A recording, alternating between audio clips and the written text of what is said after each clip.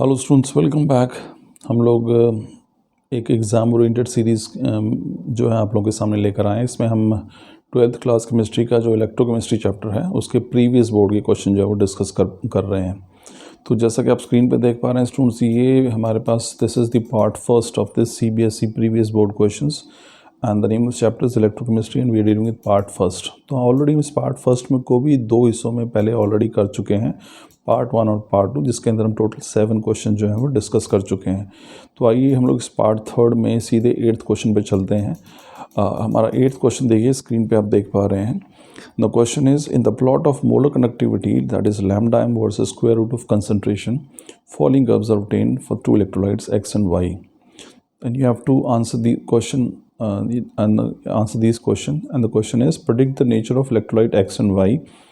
आपके सामने एक स्क्रीन यहाँ पे देख पा रहे हैं, ग्राफ आपके सामने एक आया हुआ है और ये ग्राफ के अंदर आपको दो जो है लाइन दिख रही हैं। एक ये लाइन x है, ठीक है, जो स्ट्रेट है, और दूसरी ये लाइन जो है y है, जो कर्व है।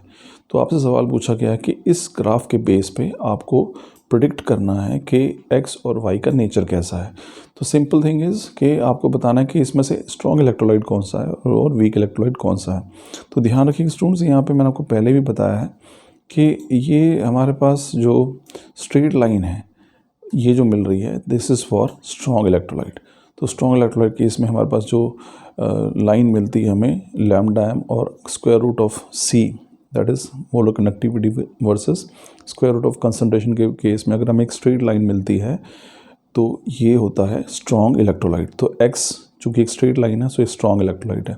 अब नेक्स्ट देखिए यहाँ पे y। अब y अगर आप देखेंगे तो यू विल सी कि y जो है वो एक कर्व लाइन है और ये इस केस में यहाँ पे इस एक्सिस के जो मोलर कनेक्टिविटी का एक्सिस है इसके पैरेलल चल रही है। तो ये भी स्टूडेंट्स आपको पता है कि ऐसे केस में हमारे पास क्या होता है, इन दिस केस हमारे पास जो ये कर्व है this is for weak electrolyte. जो स्ट्रेट लाइन हमें मिली है that is for strong electrolyte और जो कर्व लाइन है that is for weak electrolyte.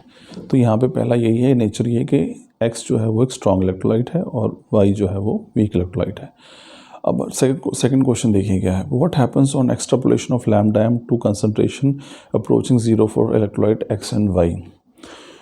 तो इसमें पूछा गया हमारे पास कि अगर हम इस लैम्डा m को, यानी कि दोनों केसेस में अगर आप इसे देखेंगे, यहाँ पे इसे समझते हैं कि इस लैम्डा m को अगर आप एक्स्ट्रापोलेट करते हैं, एक्स्ट्रापोलेट का मतलब है कि यहाँ पे इसको और पीछे ग्राफ की तरफ ऐसे ले जाते हैं ऊपर की तरफ, ये इसको, ताकि इस एक्सिस को टच करें, तो फिर क्या होगा, ठीक है। तो आप देखिए यहाँ पे अगर आप देखेंगे कि ये x तो टच करेगा, जहाँ पे इस ग्राफ को यहाँ टच करेगा वो एक्चुअल में लैम्डा m मोलर कनेक्टिविटी क्या हो जाएगी, that will be the value of molar connectivity at infinite dilution. Infinite dilution का मतलब है जहाँ पे कंसंट्रेशन 0 हो जाए। तो आप यहाँ देखिए, यहाँ पे इस पॉइंट पे कंसंट्रेशन जो है वो 0 हो जाएगी।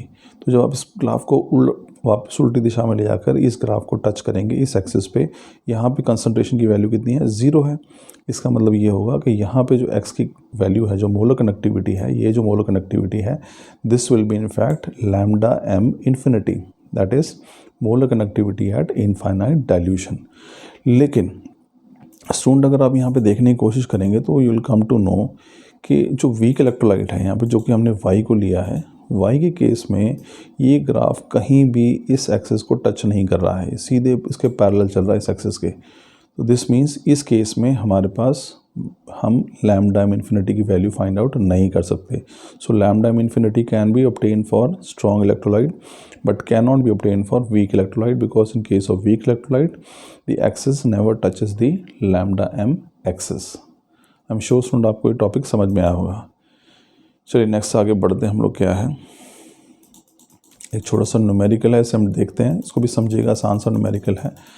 अब ये क्वेश्चन न्यूमेरिकल देखिए क्या है, the molar connectivity of 1.5 molar solution of electrolyte is found to be 138.9 siemens centimetre square moles inverse, calculate the connectivity of this solution.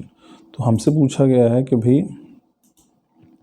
हमने जो है एक सोल्यूशन हमें दिया गया है जिसकी मोलर, उसकी हमारे पास जो कंसंट्रेशन है कितनी दी हुई है, 1.5 मोलर, ठीक है, और उसकी मोलर कनेक्टिविटी कितनी दी हुई है, 138.9 साइमन स्क्वायर पर मोल। तो आपसे पूछा गया है कि भाई कंडक्टिविटी कितनी होगी सोल्यूशन की। तो ध्यान रखिए सोल्यूशन फार्मूले को ध्यान दीजिए। फार्मूला क्या है, molar conductivity this is equal to conductivity divided by concentration. तो हमें दो वैल्यूज़ दे रखी हैं, एक तो हमें दिया हुआ है मोलर कनेक्टिविटी दे रखी है, दूसरा हमें कंसंट्रेशन दिया हुआ है।